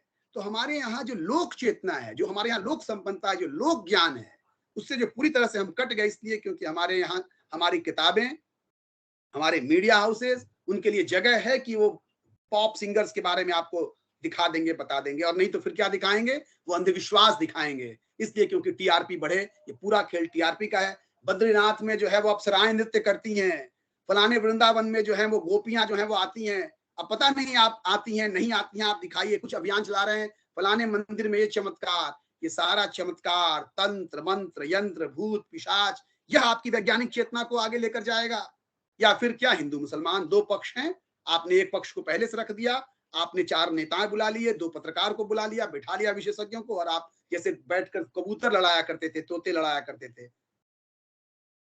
उस तरह से आपने लड़ाना शुरू कर दिया और बदले में फिर आप बैठे हुए हैं, क्योंकि आप बैठेंगे देखने के लिए 6 बजे शुरू हो जाता है रोज दंगल, और वो दंगल सही का दंगल नहीं, सजाया हुआ दंगल है। तो मूर्ख कौन बन रहा? हम बन रहे हैं, इसीलिए टीवी बुद्धू बक्सा है। मैंने कहा नहीं भी टेलीविजन देखिएगा तो आपकी जनरल स्टडीज पर, जीके पर, जनरल नॉलेज पर कोई फर्क नहीं पड़ेगा, लेकिन अखबार आपको पढ़ने की जरूरत है, क्योंकि मैंने अखबारों की आलोचना की, उसके बावजूद यह अखबार ही है जो आज समाज में जो कुछ घटित हो रहा है उसकी तस्वीर आपके सामने ला रहा है। एक परिभाषा यह भी दी गई कि विज्ञापन से बचे हुए जो स्थान है उस पर जो छपता है वो समाचार है, क्योंकि पत्रकारिता का इंच नहीं सेंटीमीटर सेंटीमीटर मीडिया के हर स्थान बिकाऊ है। आपके अखबार का सेंटीमीटर भी खाली नहीं है, केवल एक संपादकीय पृष्ठ को छोड़कर। इसलिए मैं कहता हूं कि संपादकीय पृष्ठ अभी भी वह पवित्र कोना है जहां बाजार की इस व्यापक पहुंच के और एक मारक उसकी क्षमता के बावजूद अभी तक वहां विज्ञापन नहीं पहुंच पाया है। आप सबके पास अगर कोई अखबार हो तो मुझे व्हाट्सएप करिएगा, मैडम को दे दीजिएगा कि संपादकीय पृष्ठ पर क्या आपके यहाँ कोई ऐसा अखबार है जो संपादकीय पृष्ठ पर विज्ञापन छापता है? आखिर क्यों नहीं छापता? पहला सवाल। दूसरा सवाल है कि ये संपादकीय पृष्ठ में संपादकीय छोटा हुआ है, सिकुड़ गया है, उसके बावजूद विचार का महत्व है और उसी के चलते हमारे अखबार बचे हुए हैं।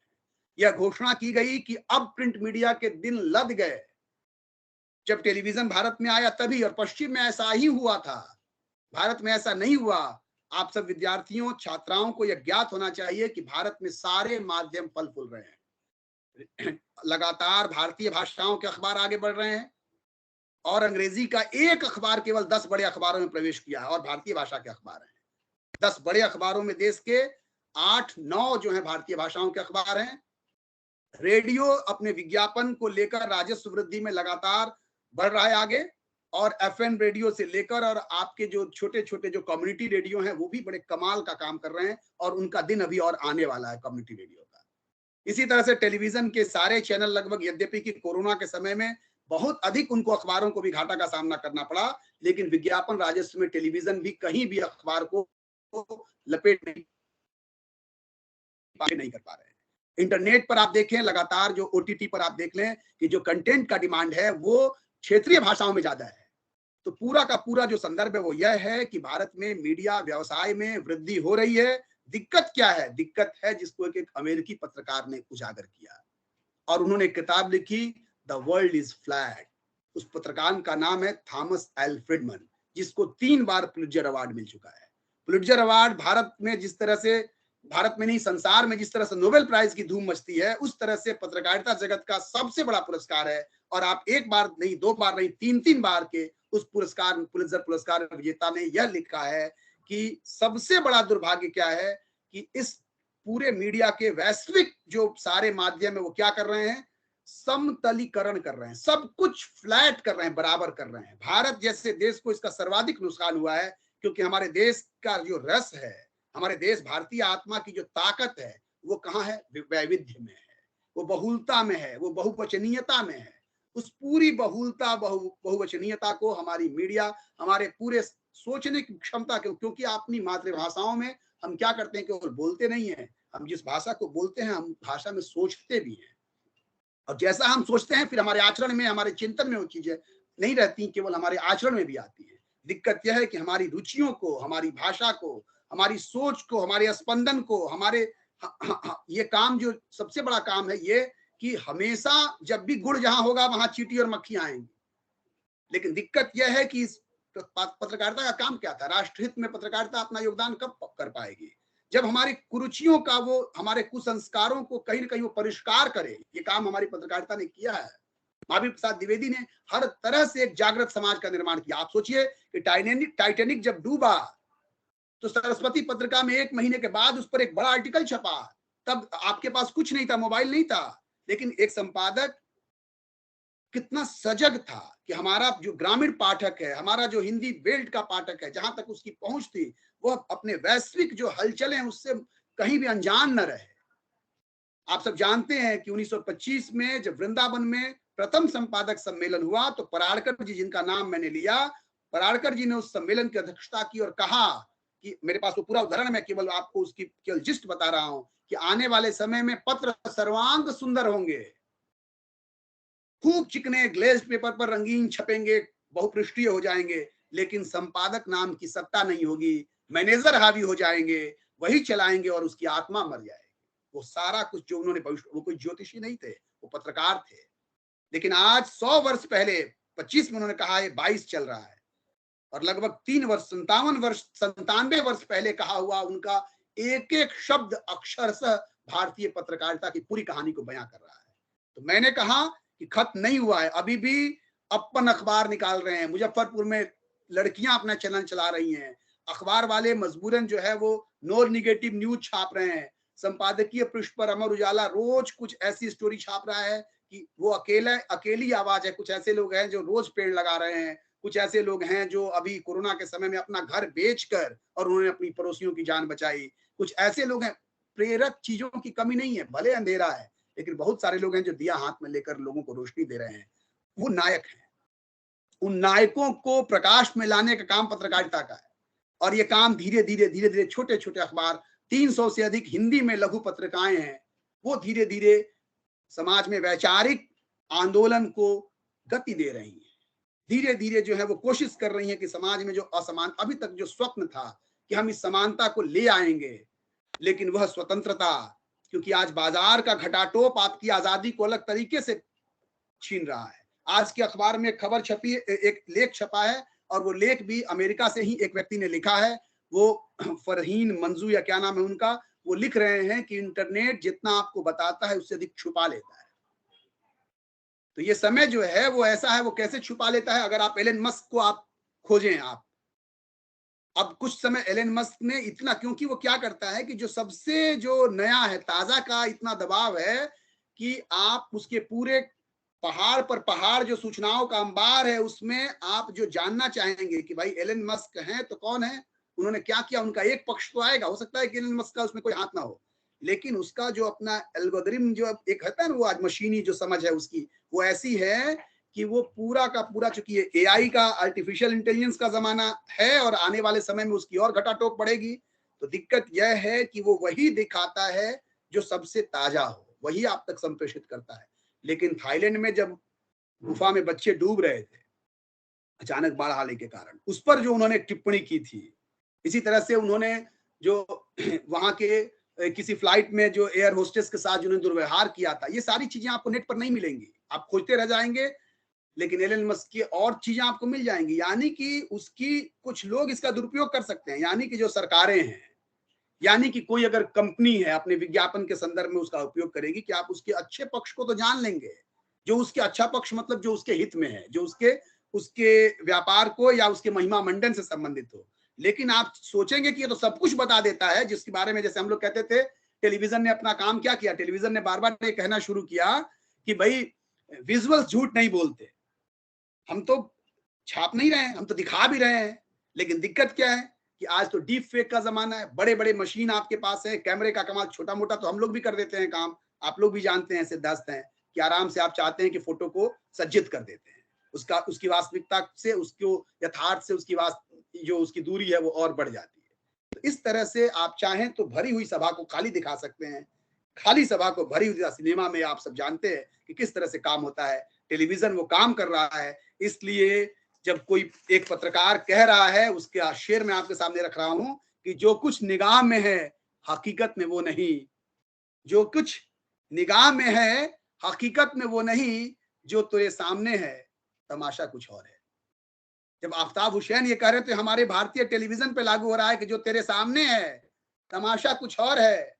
और फिर दूसरा शायर कह रहा है कि इतनी सी रात, इतनी सी बात, रात पता नहीं लगी, इतनी सी बात, रात पता भी नहीं लगी, कब बुझ गए चिराग, हवा भी नहीं लगी। कब बुझ गए चिराग, हवा भी नहीं लगी।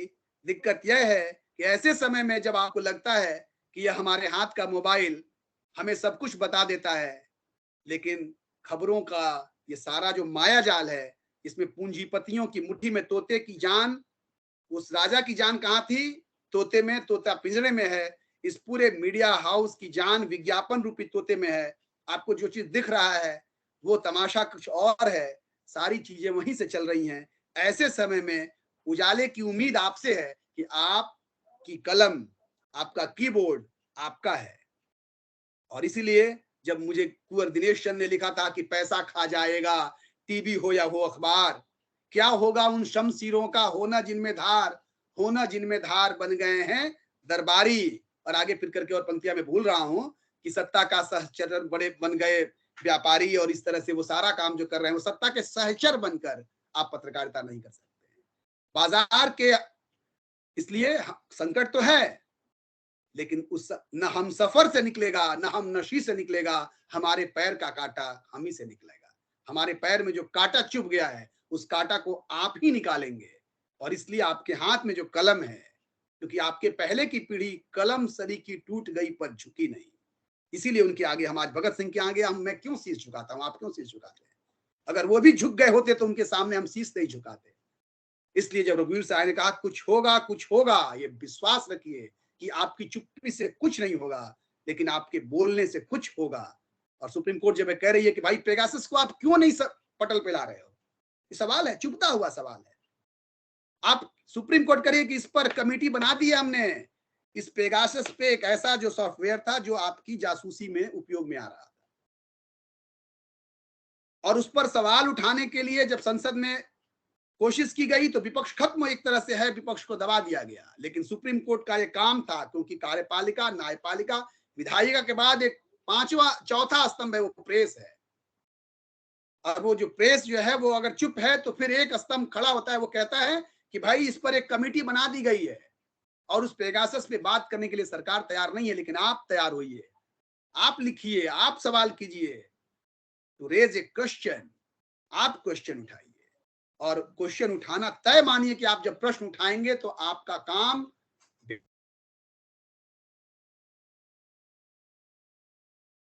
अचानक से नहीं होता, क्रांति अचानक से नहीं होती, उसकी धीरे धीरे पृष्ठभूमि बनती है। समय का आप लोग ध्यान रखेंगे।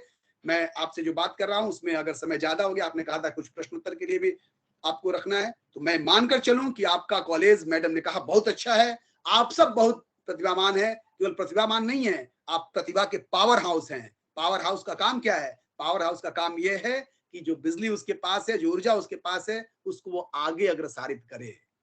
तो आप जो पावर हाउस प्रतिभा के हैं, और ये मैं केवल आपको कहने के लिए नहीं कह रहा हूं, मैं मान रहा हूं कि आप प्रतिभा के पावर हाउस हैं, लेकिन उस पावर हाउस से अगर बिजली ग्रामीण इलाकों तक नहीं पहुंचेगी, अगर वह बिजली देश के दूर दराज के इलाकों तक नहीं जाएगी, अपनी रोशनी नहीं बिखराएगी, तो उसका समुचित सदुपयोग नहीं होगा। वक्त कम है हम लोगों के पास, इस राष्ट्र को और आगे ले जाना है। समुचित केवल प्रश्न उठाने से काम नहीं चलेगा, प्रश्न तो प्राथमिक कर्तव्य है, उठाना है, लेकिन उस प्रश्न का समाधान भी हमें ढूंढना है। हमारे पांव का कांटा हम ही से निकलेगा, हमें ही निकालना है, हमें उत्तर समाधान की तलाश करनी है। और ये काम कुछ नहीं, आप कलम उठा लीजिए और अखबार पढ़ेंगे, संपादकीय पृष्ठ पढ़ेंगे, तो आपके भीतर विचारों की एक पूरी सैलाब आपके सामने होगी।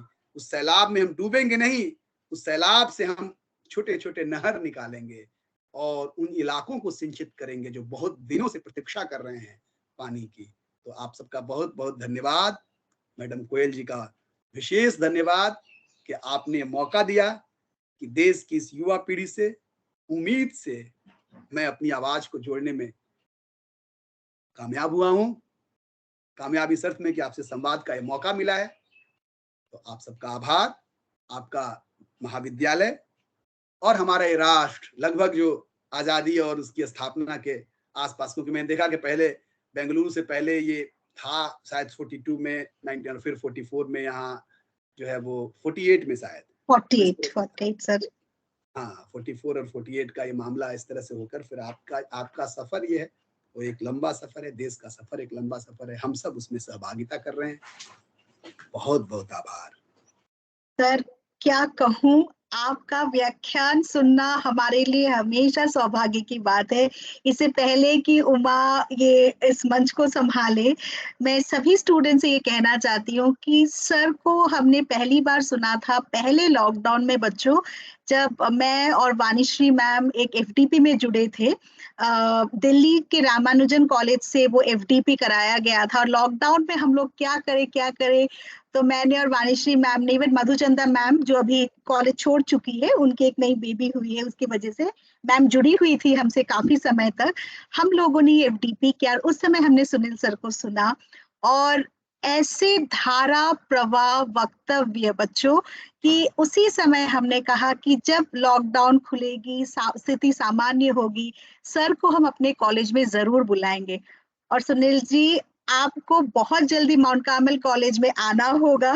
और मैं बिल्कुल आपकी बहन की तरह हक से बोल रही हूँ, क्योंकि यहाँ केवल मैंने उम्मीद लगाई थी कि 500 बच्चे जुड़ेंगे, मगर मैं केवल 250 ही देख रही हूँ। 250 बच्चे पता नहीं कहाँ गए। कोई बात नहीं, मगर हम जरूर आपसे पत्रकारिता पर एक वर्कशॉप कराना चाहेंगे, क्योंकि हमारा ये 75th ईयर है और सर हिंदी विभाग का भी ये 75th ईयर है। अरे हमारी वाह, विभाग की स्थापना भी 1948 को हुई और अरे इसीलिए वाह, हिंदी विभाग की तरफ से सर इतना बड़ा कार्यक्रम, या ये कार्यक्रम की एक श्रृंखला चलेगी। अतिथि व्याख्यान से लेकर हम लोगों ने एक दौड़ शुरू की है जो कि एक संगोष्ठी तक जाके खत्म होंगी। तो हम लोगों ने भी ये जिम्मेदारी ली है और मेरी पूरी टीम, ये बच्चों की टीम लगी हुई है।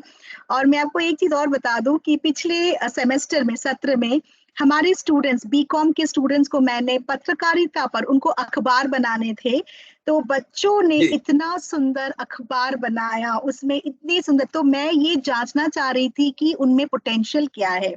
और तभी मुझे लगा कि इस पर एक बहुत बड़ा एग्जीबिशन भी होना चाहिए। और जैसे कि पत्रकारिता दिवस बहुत सारे कॉलेजेस नहीं मनाते हैं, तो आपका जी, व्याख्यान सुनते हुए मुझे ऐसा लग रहा था कि टीम आप लोग ये नोट कर लीजिए, कीर्तना, वृंद और बाकी बच्चे, उमा, कि हम लोग भी पत्रकारिता दिवस मनाएंगे।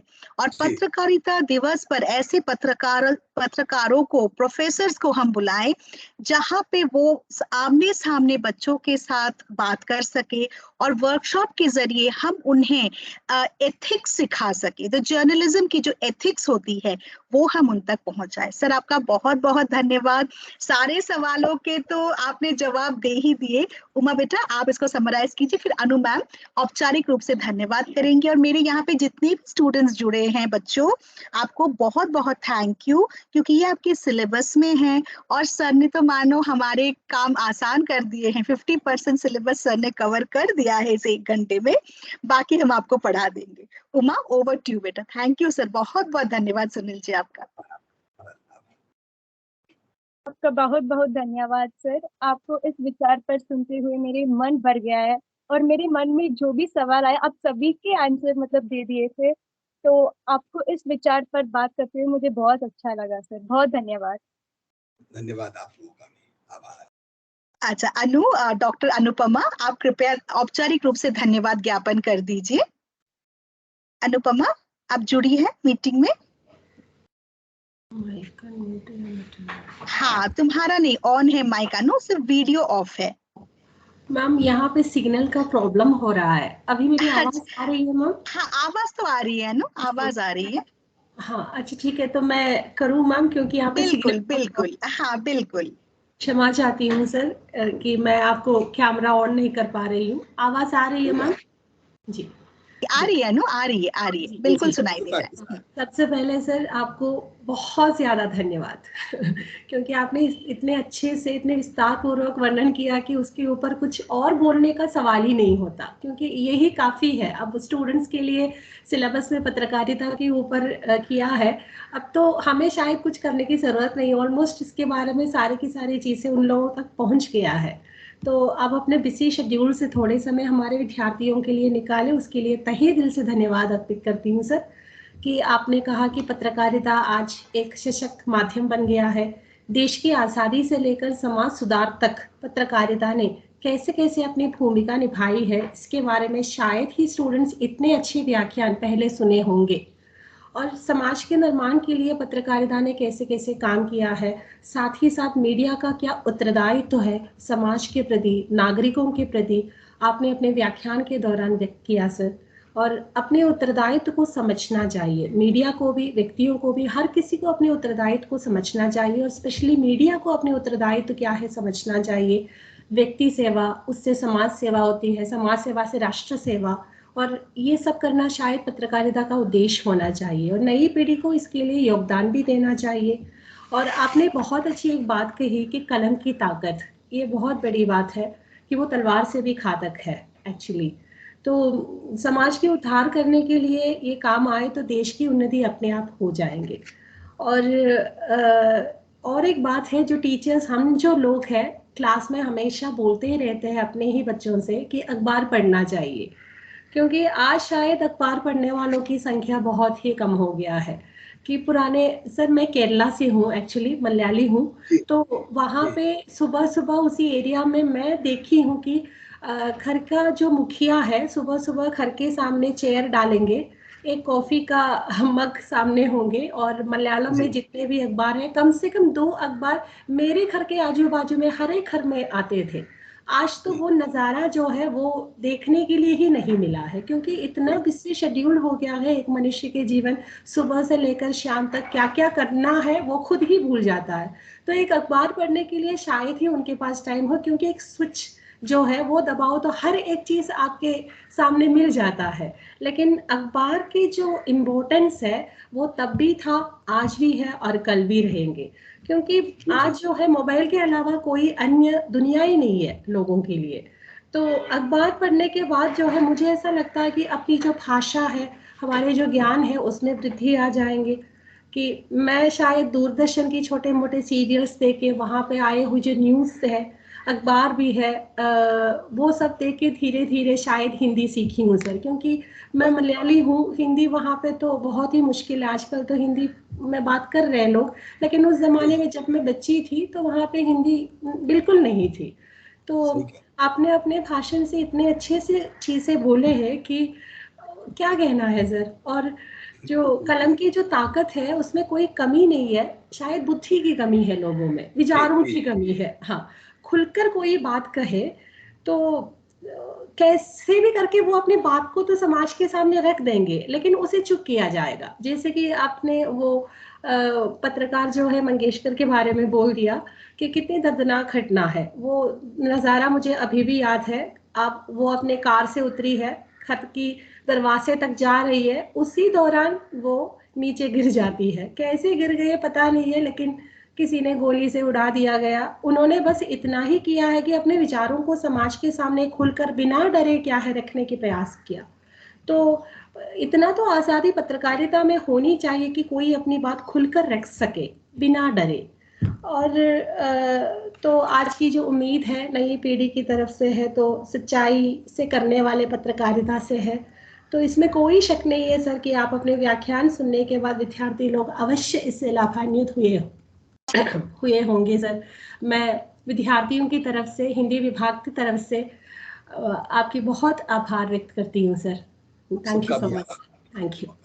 सुनील जी, आप देख लीजिए, मेरे विभाग में एक मलयाली है, एक आंध्र प्रदेश से है, एक वाणीश्री बुग्गी जी है जो कि मराठी है। मेरी उमा आपकी मातृभाषा क्या है बेटा? आपकी मातृभाषा तमिल। तो सर ये है हमारा हिंदी परिवार। गुलदस्ते में अलग अलग कितने खूबसूरत सुंदर। और आप यकीन नहीं मानेंगे कि हम लोग यहाँ हिंदी के प्रति जितने संवेदनशील है, सहनशील है, हमें जो डिसिप्लिन है, ये सचमुच हम चाहते हैं कि ये डिसिप्लिन हम दुनिया को बताएं, क्योंकि माउंट कार्मेल की बच्चे, उनमें एक शक्ति है। तो कलम की शक्ति के, जैसे अनु ने कहा, हमारे बच्चों में जरूर वो ओज है। और बच्चों, सिर्फ आप नहीं, हम भी आपके साथ हैं, क्योंकि हम पहले उस मार्ग पे चलेंगे और आप हमारे साथ चलिए, क्योंकि हमेशा टीचर्स जो हैं वो अपने बच्चों को मार्ग दिखाते हैं। और हमारे विभाग की यही नीति है कि हम खुद उस मार्ग पे चलेंगे, हम वो रास्ता बनाएंगे और आप उस रास्ते को देख लीजिएगा। सुनील जी, आपका बहुत बहुत धन्यवाद। माउंट कार्मेल कॉलेज के हिंदी विभाग की ओर से और तमाम कॉलेज की तरफ से मैं आपको धन्यवाद ज्ञापित करती हूँ। बहुत बहुत धन्यवाद।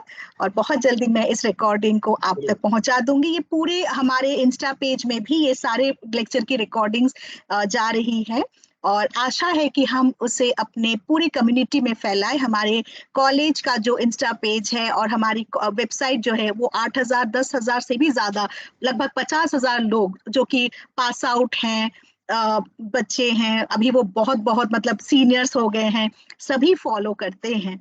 तो हम ज्यादा से ज्यादा लोगों तक इसको पहुंचाएंगे। और आपका बहुत बहुत धन्यवाद। फिर से मैं स्टूडेंट्स का बहुत बहुत धन्यवाद करती हूँ। Girls, I am so proud of you. Thank you. सभी को धन्यवाद। नमस्ते सर।